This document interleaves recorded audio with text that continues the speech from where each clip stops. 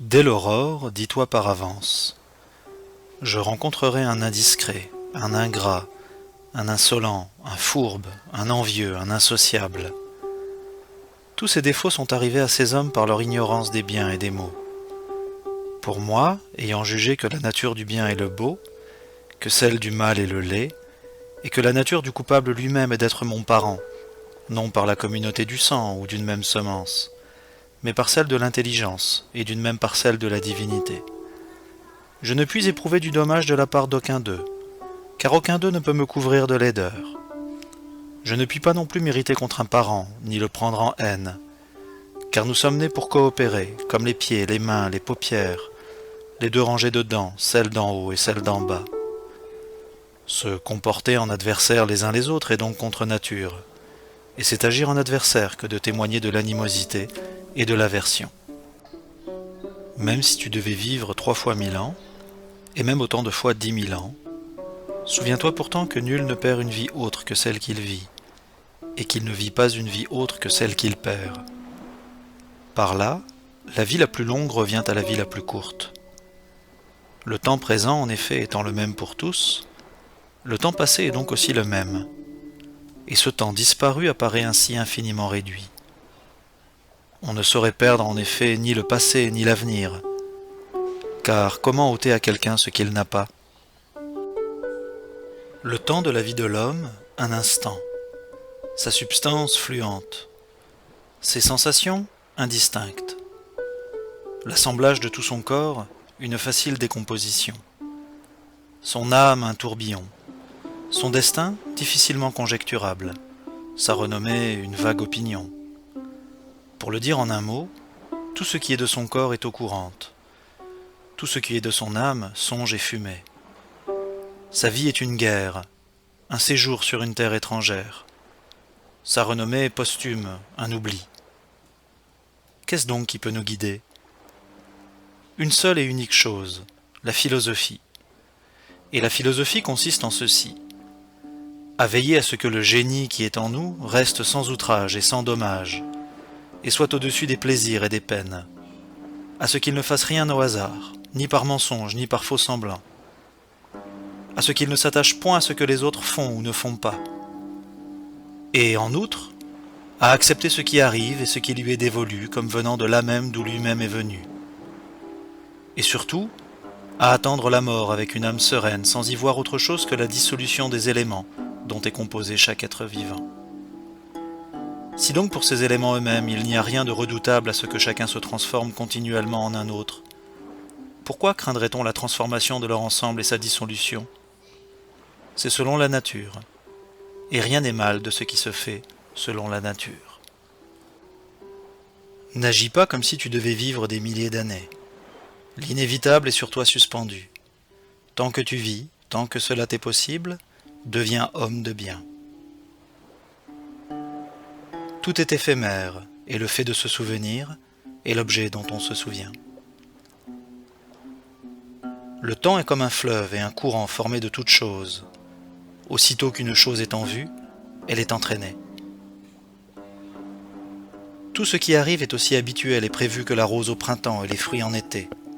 Il en est ainsi de la maladie, de la mort, de la calomnie, des embûches, et de tout ce qui réjouit ou afflige les idiots. Ressembler aux rochers contre lesquels les vagues viennent sans cesse se briser. Il reste debout et, autour de lui, viennent s'assoupir les gonflements de l'onde. Malheureux que je suis parce que telle chose m'est arrivée. Mais non, au contraire, bien heureux que je suis, puisque telle chose m'étant arrivée, je persiste à être exempt de chagrin, sans être brisé par le présent, ni effrayé par ce qui doit venir. Chose pareille, en effet, aurait pu survenir à n'importe qui, mais n'importe qui n'aurait pas su persister de ce fait à être exempt de chagrin. Pourquoi donc cet accident serait-il un malheur, plutôt que cet autre un bonheur? Cet accident t'empêche-t-il d'être juste, magnanime, sage, circonspect, pondéré, véridique, réservé, libre, toute vertu dont la réunion fait que la nature de l'homme recueille les biens qui lui sont propres? Souviens-toi d'ailleurs, en tout événement qui te porte au chagrin, d'user de ce principe. Ceci n'est pas un revers, mais c'est un bonheur que de noblement le supporter. qu'il est facile de repousser et d'abandonner toute pensée déplaisante, et d'être aussitôt dans un calme parfait. Médite fréquemment la rapidité avec laquelle passent et se dissipent les êtres et les événements. La substance est en effet comme un fleuve, en perpétuel écoulement. Les forces sont soumises à de continuelles transformations, et les causes formelles à des milliers de modifications. Presque rien n'est stable, et voici tout près le gouffre infini du passé et de l'avenir où tout s'évanouit. Comment ne serait-il pas fou, celui qui s'enfle d'orgueil parmi ce tourbillon, se tourmente ou se plaint, comme si quelque chose, pendant quelque temps, et même longtemps, pouvait le troubler. Le meilleur moyen de t'en défendre est de ne pas leur ressembler. Si quelqu'un peut me convaincre et me prouver que je pense ou que j'agis mal, je serai heureux de me corriger, car je cherche la vérité qui n'a jamais porté dommage à personne. Mais il se nuit celui qui persiste en son erreur et en son ignorance. Alexandre de Macédoine et son muletier, une fois morts, en sont réduits au même point. Combien de ceux avec qui je suis entré dans le monde en sont déjà partis? Bientôt tu auras tout oublié. Bientôt tous t'auront oublié. L'art de vivre est plus semblable à celui de la lutte qu'à celui de la danse, en ce qu'il faut se tenir prêt et sans broncher à parer aux coups directs et non prévus. La perfection morale consiste en ceci, à passer chaque jour comme si c'était le dernier, à éviter l'agitation, la torpeur, la dissimulation. Recevoir sans fierté, perdre avec désintéressement.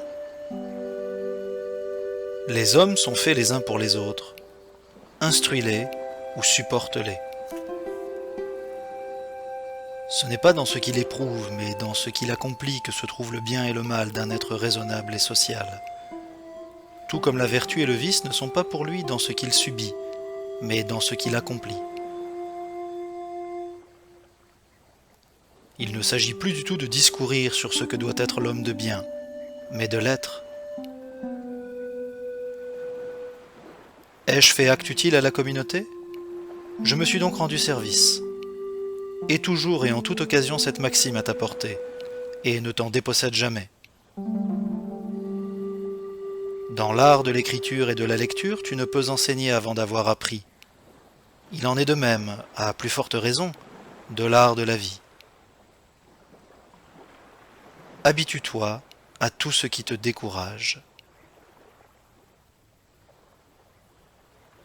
Il faut être semblable au pugiliste, et non au gladiateur. Si celui-ci en effet laisse tomber l'épée dont il se sert, il est tué. L'autre dispose toujours de sa main, et n'a besoin de rien d'autre que de serrer le poing. Si la lumière d'une lampe, jusqu'à ce qu'elle s'éteigne, brille et ne perd pas son éclat, la vérité, la justice et la sagesse s'éteindront-elles avant toi? Si ce n'est pas convenable, ne le fais pas. Si ce n'est pas vrai, ne le dis pas. Que la décision vienne de toi.